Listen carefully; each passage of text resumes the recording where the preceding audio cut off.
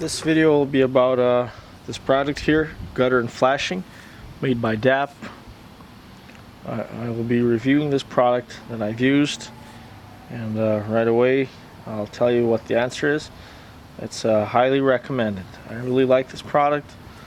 It's not cheap, too cheap, but it does what it's supposed to do, and it's at a fairly reasonable price. If you want to see the review on the other products, be sure to watch the other videos about those. So, once again, made by DAP. It's for under this yellow heading here. It says drain spouts, lap joints, gutter and flashing, and this is what really caught my eye when I first bought this product. That's here, Butylrubber sealant. So I've been looking for an alternative, some sort of liquid rubber product for a long time, and this is pretty close to that. Ideal for metal joints, durable and flexible, and it's also paintable. That's really nice. That's really important sometimes. I use this on the joints where the trim meets the roof on the Thunderbird, 66 Thunderbird, to keep the water out, because paint, it's not flexible, so it will crack wherever you have two different joints that aren't welded together. So in the case of the roof and the trim is stainless steel, the roof is just steel, and they're not held on, they're not welded on. It's just a press fit, so you always get rust in there. That's what I find on those kinds of cars like that. Always, because people sometimes just put this kind of stuff here, which is just a caulk, and it's not, I don't really like this stuff. This stuff here is pretty good, so I use it for that. And I guess you can also use it for gutter and flashing, I imagine. It takes a while for it to dry. By a while, I mean it probably takes a few days if it's really cold. It dries to touch, and it's reasonably dry after 2 hot days. I'll just read to you what it says here. It's got a fairly strong smell to it. It says applying temperatures above 4 Celsius and below 48 Celsius. Do not use for below waterline or window glazing applications. Not exactly sure what window glazing means, but you should keep sealant stored at room temperature prior to application. Store away from extreme heat or cold.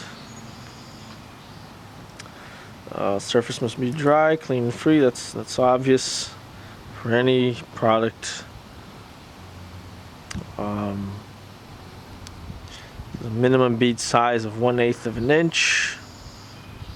It says here. Seal around gutter lap joints. Apply sealant along inside edge of all joints and rivets.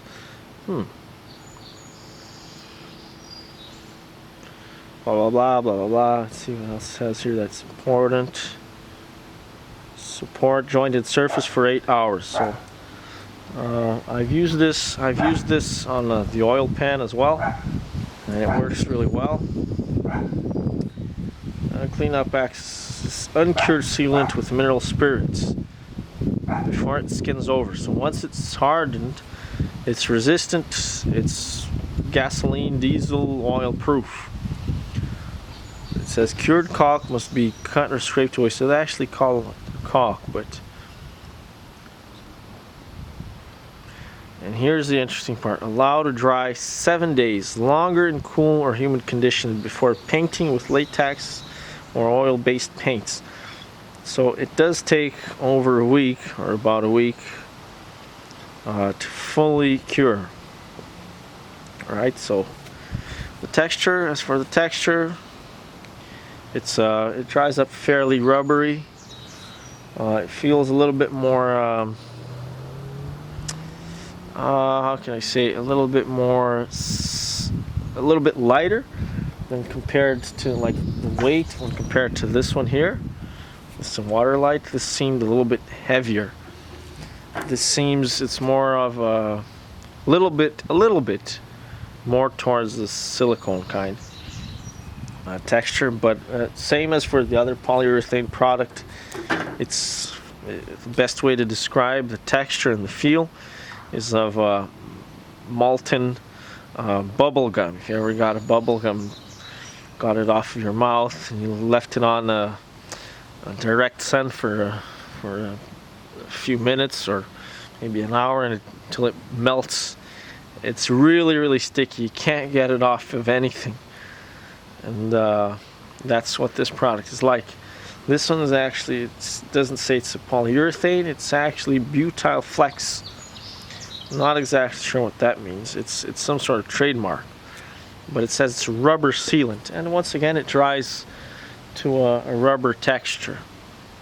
That's the best way. These were all the same. They were about the same price.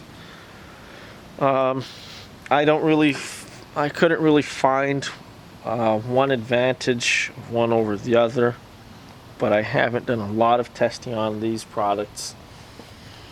It seems to me like this one is also a little bit harder, like I said, once it dries up as well.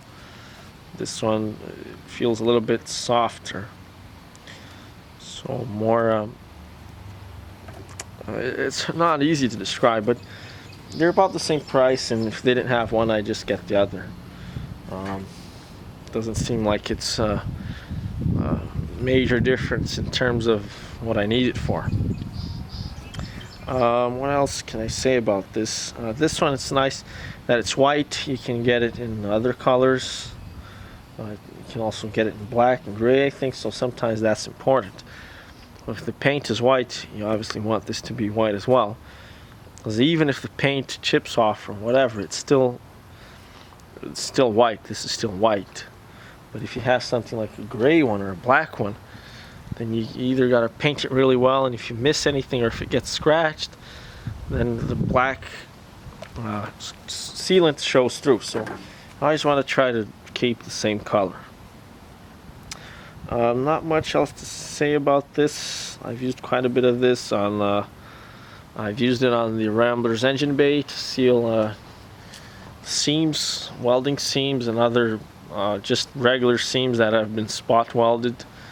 And see, cars, they're spot welded, lots of spot welds along different frame or body parts. So what happens is sometimes you actually get rust going in between those sheets. So this is the alternative that I found. And, okay, I think that's pretty much it. Once again, it's not a